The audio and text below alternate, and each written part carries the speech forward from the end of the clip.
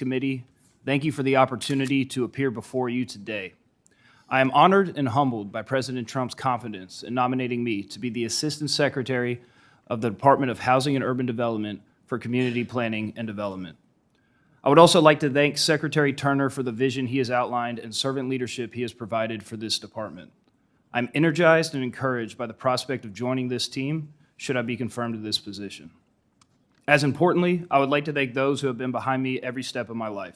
From Duluth, Georgia, to Athens, to Dunwoody, to Grovetown, to Washington, D.C., I've been blessed to be supported by those who have seen the best in me and helped me cultivate that. For that, I am forever grateful.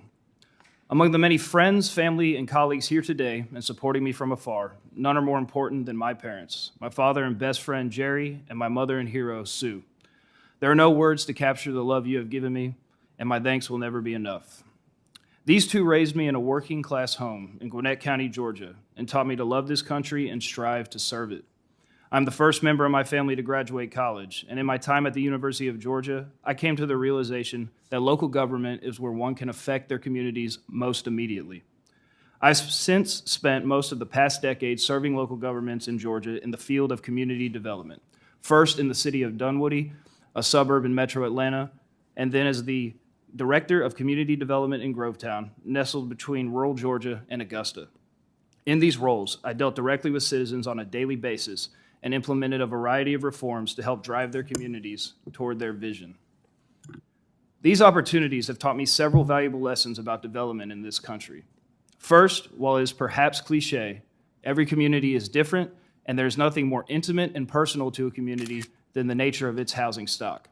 My home of Columbia County, Georgia, directly borders the city of Augusta, and the vision the citizens of these two communities have for their futures are almost polar opposites.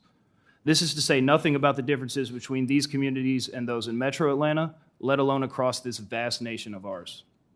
Second, government regulation, even at the smallest levels, has a way of stifling development. Many builders in Georgia, who wanted nothing more than to add affordable homes to their communities, have a story to tell about me as a local government servant, having to shepherd them through the endless, costly hoops to do so. I've spent innumerable hours of my career rewriting ill-conceived sign regulations, antiquated zoning codes, and onerous tree ordinances, and then maneuvering the time-consuming public process to get them adopted.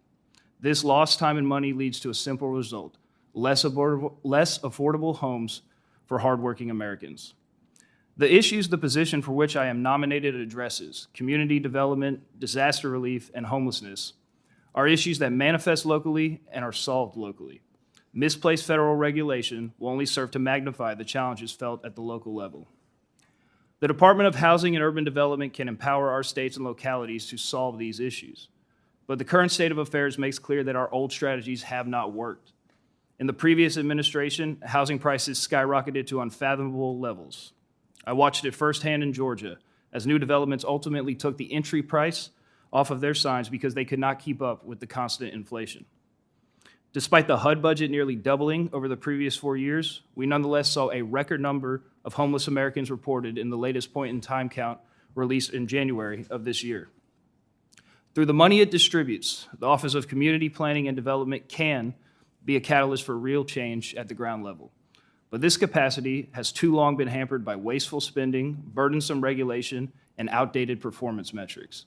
I echo Secretary Turner's pledge to make HUD's use of its resources more effective and efficient, and that starts by taking inventory of what we have been doing and moving with urgency towards the outcomes we all desire. President Trump has made clear we need to lower the price of housing in this nation, and we need to decrease the number of homeless Americans. These goals will not be realized in D.C. They will be achieved in real America through the public, private, and nonprofit partners on the ground who know their communities and won't accept failure in their own backyard. If confirmed, I look forward to doing the hard work necessary to ensure HUD continues to aid in creating strong, sustainable, inclusive communities and quality, affordable homes for all. Again, thank you for your consideration of my nomination, and I look forward to answering your questions. Thank you, Mr. Kurtz. Dr. Myron, you're next.